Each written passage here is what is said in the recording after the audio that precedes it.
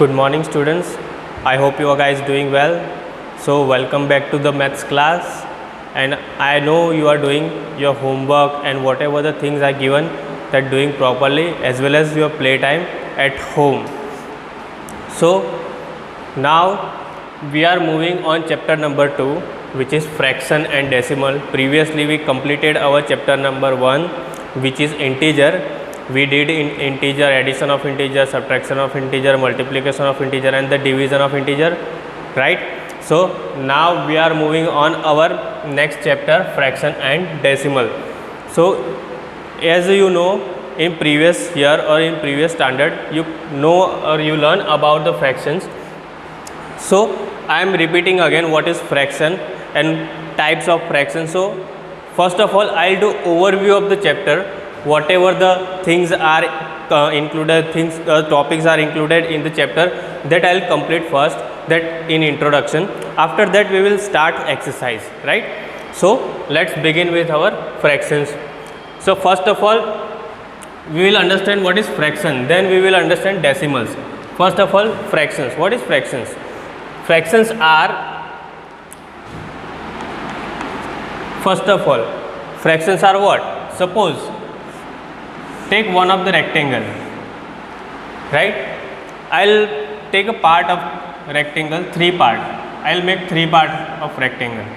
This is the first part, this is the second part, this is the third part. So I'll make the 3 part of the rectangle. So first part. Now I want to consider one of the part, C. So how can I write this? 1 out of 3 part. This is 1 out of 3 part. If I want to consider 2 parts,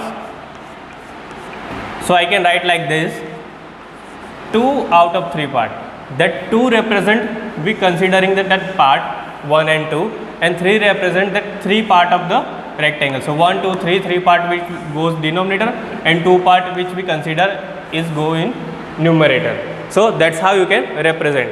So fractions basically represented in form of P by Q, which is in the form of denominator and numerator. So it represents like this, P by Q. It can be 1 by 2, 4 by 5, 9 by 6 or 6 by 9. Whatever the integer you take, you can take it in fractions. So now that is fraction. Now our second topic, types of fractions. How many types of fractions? There are proper fraction, improper fraction, like fraction, unlike fraction, unit fraction, and the last topic is reciprocal. So now first of all, proper fraction. What is proper fraction? Proper fraction says numerator is less than denominator. Numerator is less than denominator. Let's check out in this. There are 4 examples are there, 1 by 2, 4 by 5, 9 by 6 and 6 by 9. So here इनमें से किस fraction में numerator, see this is numerator, this is numerator and this is denominator, and this is numerator, this is denominator.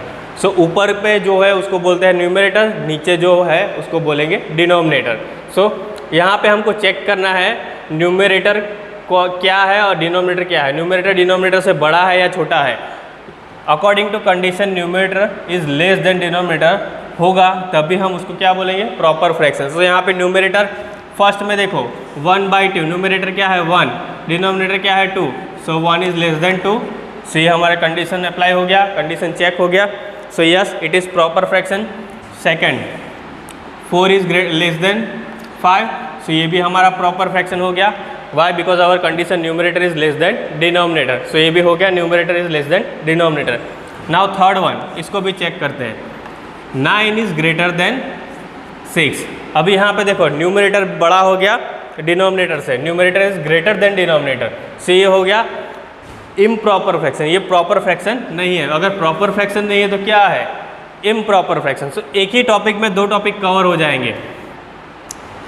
अगर numerator छोटा है denominator से तो होगा प्रॉपर फ्रैक्शन, अगर न्यूमरेटर बड़ा है डिनोमिनेटर से तो होगा इम्प्रॉपर फ्रैक्शन. सो यहाँ पे this is the improper and these are the proper. These are the proper fraction, this is the improper fraction. Now last example, 6 by 9. So 6 is less than 9. This is also proper fraction. Why proper fraction? Because numerator is less than denominator. So this is the main thing you have to consider. This is the main thing you have to remember. अगर numerator denominator से छोटा है तो वो हो गया proper fraction, अगर numerator denominator से बड़ा है that means it is improper fraction. So ये हो गए हमारे दो topic, proper fraction and improper fraction. Now move on like fractions. अब लाइक फ्रैक्शंस कौन से? लाइक फ्रैक्शंस के लिए कंडीशन है न्यूमरेटर में हो 2/4. एग्जाम्पल्स लेते हैं 5/4, 2/6 एंड 7/4. सो अब यहाँ पे लाइक फ्रैक्शंस मतलब डिनोमिनेटर जो है, denominators should be equal, then we can say that fractions are like fractions. तो यहाँ पे डिनोमिनेटर क्या है?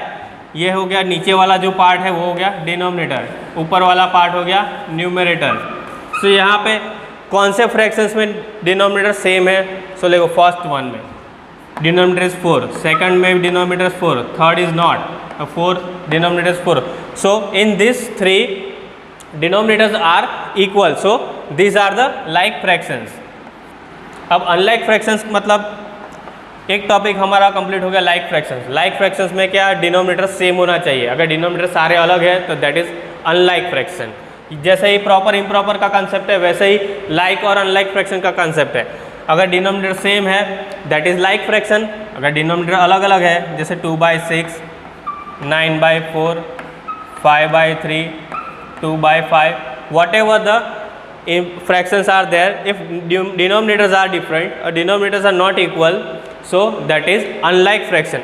अगर उसमें भी अगर कंडीशन ऐसा हो 2/5 है, अगर 2/6 है, 2/7 है, अगर न्यूमरेटर सेम है फिर भी वो अनलाइक फ्रैक्शन ही रहेगा. हमको न्यूमरेटर चेक नहीं करना, we don't have to check numerator, we have to only check the denominator. अगर डिनोमिनेटर सेम है, if denominators are same then that is like fraction, if denominators are different that means it is unlike fraction. Easy है. So these two topics are also completed. Now next topic is reciprocal. Reciprocal. So reciprocal कैसे होगा? किसी भी fraction का reciprocal value चाहिए मुझे, 2/6 का reciprocal चाहिए. सो रेसिप्रोकल में क्या होगा? न्यूमरेटर हो जाएगा डिनोमिनेटर में चला जाएगा, डिनोमिनेटर हो जाएगा numerator. That is the reciprocal value of any fraction. So 2/6 का हो जाएगा 6/2.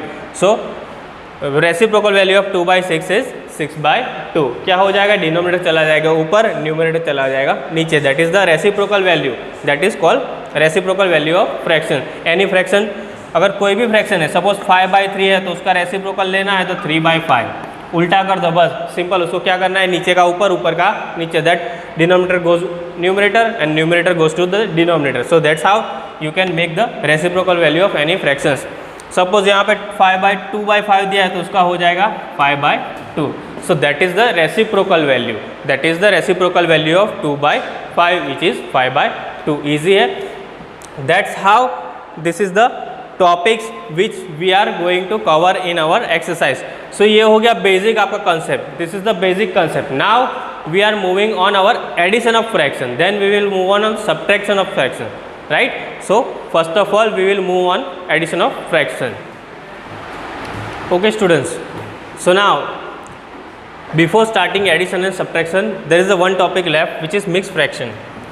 So what is mixed fraction? See, mixed fraction consider the one whole number and the fraction.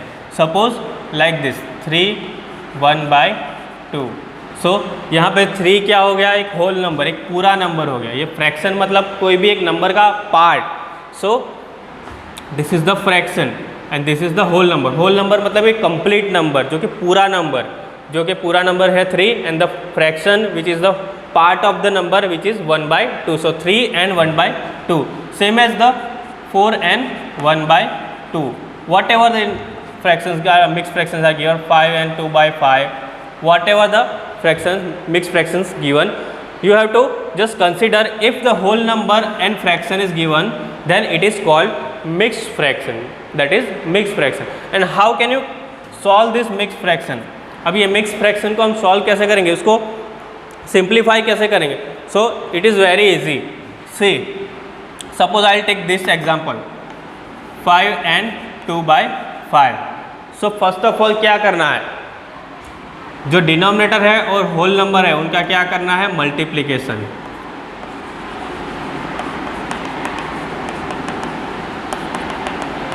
उसका क्या करना है, मल्टीप्लिकेशन. और फिर जो भी आंसर आए उसको क्या करना है, न्यूमरेटर के साथ ऐड करना है, addition. So first of all क्या करेंगे, multiplication of denominator and the whole number. So 5 5 25. अब हमारे पास आया कितना, 25.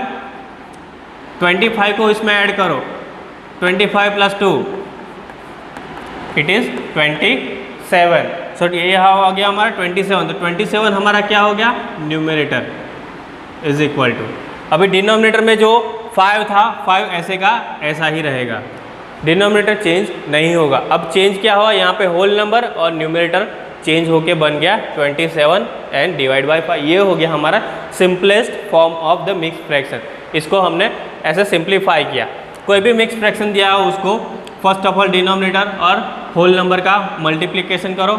जो भी मल्टीप्लिकेशन आता है उसको न्यूमरेटर के साथ ऐड करो. जो भी तुम्हारा लास्ट फाइनल आंसर आता है वो तुम्हारा होगा न्यूमरेटर, और डिनोमिनेटर जो दिया गया है वो सेम रहेगा. So that's how you can solve the mix fraction. Easy है obviously. Now we will move on our topic addition, addition of fractions. Okay, let's take some example. First of all I'll take simple one, 2/4 and 3/4. Here I have to add them. So 2/4 plus 3/4. We are doing first property, addition of fraction. So this is the fractions and see these are the like fraction. Why like fraction? Because denominators are same, so that's why it is like fraction. अब like fraction दिए हुए हैं, so like fraction को हमको simplify कैसे करना है, addition कैसे करना है. यहाँ पे सीधा सीधा एडिशन नहीं होगा. यहाँ पे पहले क्या करना पड़ेगा, first step of the addition of fraction is make the denominator same. Denominator हमको क्या करना है, सेम बनाना है, जो कि यहाँ पे ऑलरेडी सेम दिया हुआ है. अगर नहीं है तो हमको बनाना पड़ेगा. वो कैसे बनाना पड़ेगा वो मैं दूसरे एग्जांपल में बताऊँ.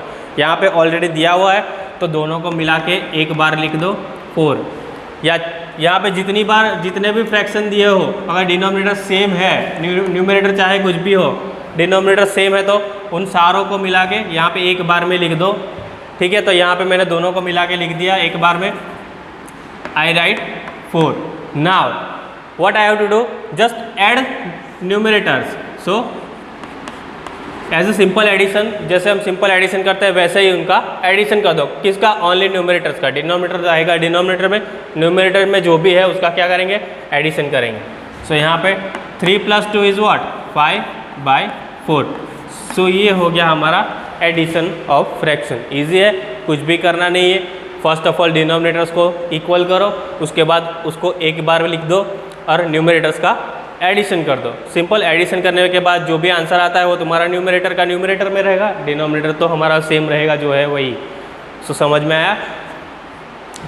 नेक्स्ट एग्जांपल लेते हैं विच इज़ अनलाइक फ्रैक्शंस. अब ये तो हमारा लाइक फ्रैक्शंस था तो हमको पता चल गया इजीली कि उसमें कुछ ज़्यादा करना नहीं. लेकिन what if that is unlike fractions, suppose it is 2/3 and 4/5. Okay, so now I have to add them. So 2/3 plus 4/5. Now first step is what, make denominators are same. So कैसे same बनाएंगे उसको, for that we have method of LCM. LCM हमको लेना है, LCM 3 और 5 का क्या करेंगे हम, LCM लेंगे 3 और 5 का. So first of all start with the small number. 3 1s are 3.